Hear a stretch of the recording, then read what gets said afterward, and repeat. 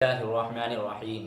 میں نے آپ لوگوں کو 5 منٹ کے مدرسے کا تعارف کرایا تھا کہ 5 منٹ میں اتنے سارے اہم مضمون ہوں گے جو آپ لوگوں کے سامنے رکھے جائیں گے، اور 5 منٹ میں اتنی ساری چیزیں دین اور دنیا کی ہمارے سمجھ میں آئیں گی۔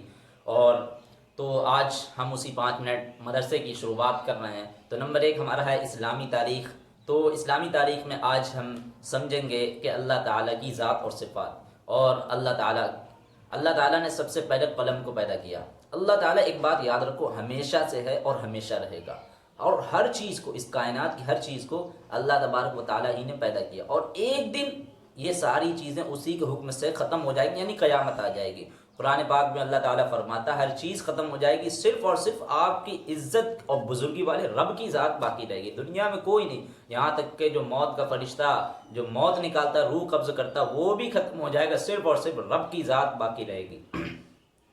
حضرت عبادہ بن صامت رضی اللہ عنہ بیان کرتے ہیں کہ رسول اللہ صلی اللہ علیہ وسلم نے فرمایا اس دنیا کی تمام چیزوں میں سب سے پہلے اللہ تعالیٰ نے قلم کو پیدا کرا اور اسے لکھنے کا حکم دیا، تو اس نے عرض کیا اے میرے رب میں کیا لکھوں؟ اللہ تعالیٰ نے اسے قیامت تک کی پوری کائنات کی تقدیر لکھنے کا حکم دیا۔ پھر اس نے اس وقت سے قیامت تک ہونے والی تمام چیزوں کو لکھ دیا۔ ایک دوسری حدیث میں اللہ کے رسول نے فرمایا اللہ تعالیٰ نے مخلوق کی تقدیر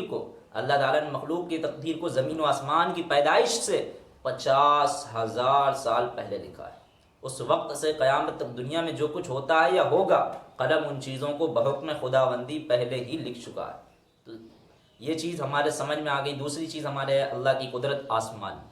اب آسمان، اللہ تعالیٰ نے ہمارے اوپر ایک مضبوط آسمان بنایا، روشنی کے لیے اس میں چاند، سورج، ستارے، چمکدار ستارے بنائے، اور اس نے بغیر کسی سہارے کو اس کو زمین پر گرنے سے روکے رکھا۔ عجیب بات تو یہ کہ آسمان اتنا لمبا چوڑا ہے، لیکن اس نے کوئی سہارا نہیں دیا، کوئی پلر نہیں دیا، کوئی کھمبا نہیں دیا، کوئی ایسی چیز نہیں دی جو اس کو روکے رکھے۔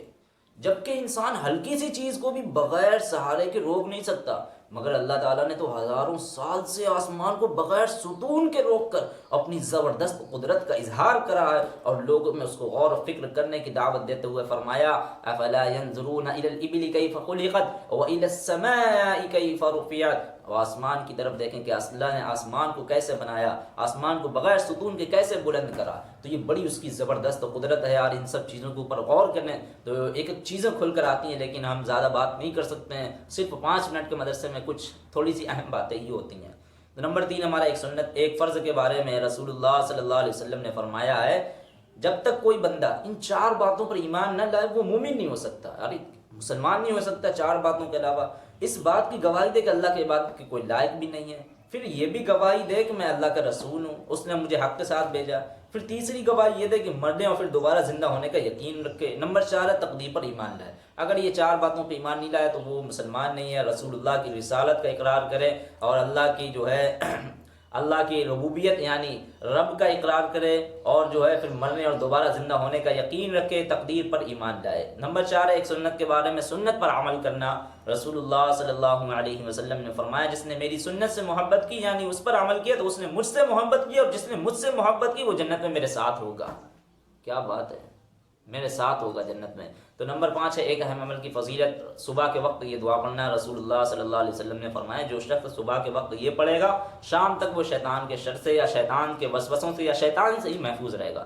اعوذ باللہ السمیع العلیم من الشیطان الرجیم، اعوذ باللہ السمیع العلیم من الشیطان الرجیم۔ میں شیطان رجیم سے اللہ تعالیٰ کی پناہ چاہتا ہوں جو سننے والا اور جاننے والا ہے۔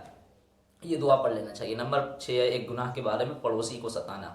رسول اللہ صلی اللہ علیہ وسلم نے فرمایا وہ آدمی جنت میں نہیں داخل ہو سکے گا جس کے ظلم و ستم سے اس کے پڑوسی نہ محفوظ ہوں۔ تو یاد رکھو ہم یار پڑوسیوں کی یار کتنے حقوق ہیں، کچھ سمجھتے ہی نہیں ہیں یار، بلا وجہ ہم پڑوسیوں سے لڑتے ہیں، جھگڑتے ہیں، سب کچھ۔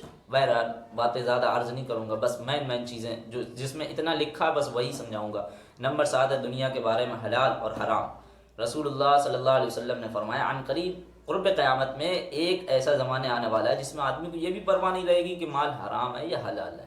تو آج بالکل وہی سیم چل رہا ہے، 2 کاپی وہی سیم چل رہا ہے۔ اب اس میں آپ لوگ زبردست دیکھ سکتے ہیں کہ آج ہمیں اتنا بھی نہیں پتہ ہوتا، ہم خود تک یہاں مسجد میں امامت کرتے ہیں، ہمیں نہیں پتہ ہوتا کہ یہ پیسے جو ہمیں ملتے ہیں چندے کے یہ حلال ہیں یا حرام ہیں، کیونکہ کچھ لوگ ایسے ہوتے ہیں جو چندہ ہمارے بعض لوگ ایسے ہی ڈال دیتے ہیں، اپنی محنت کی کمائی کے لیے ڈالتے ہیں یا اور کچھ غلط سلط ایکٹیویٹی کرتے ہیں، مثال کے طور پر سود بیاج کے کام کرتے ہیں اور بھی کام کرتے ہیں، بہت ساری چیزیں ہیں، تو بہرحال میں اب زیادہ عرض نہیں کروں گا۔ نمبر 8 ہے آخرت کے بارے میں، قیامت میں مجرموں کی کیا حالت ہوگی۔ قرآن میں اللہ تعالیٰ فرماتا ہے اعمال کا رجسٹر سامنے رکھ دیا جائے گا، تو اس وقت تم مجرموں کو دیکھو گے کہ وہ لوگ ان اعمال ناموں میں لکھی ہوئی چیزوں سے ڈر رہے ہوں گے اور افسوس سے کہہ رہے ہوں گے ہائے ہماری کم بختی، ہائے ہماری کم بختی، یہ دفتر کیسا، یہ رجسٹر کیسا، جس نے نہ کوئی چھوٹا عمل چھوڑا نہ بڑا عمل، سبھی اس میں محفوظ ہے۔ تو اللہ کی پکڑ سے ہم نہیں بچ سکتے، وہ فرشتے لکھ رہے ہیں، ایک ایک چیزوں کو ہم جھٹلا نہیں سکتے، یہ ساری کی ساری گواہیاں دیں گی، سب کچھ زمین گواہی دے گی، قیامت میں کیا بنا گا ہم سب کا۔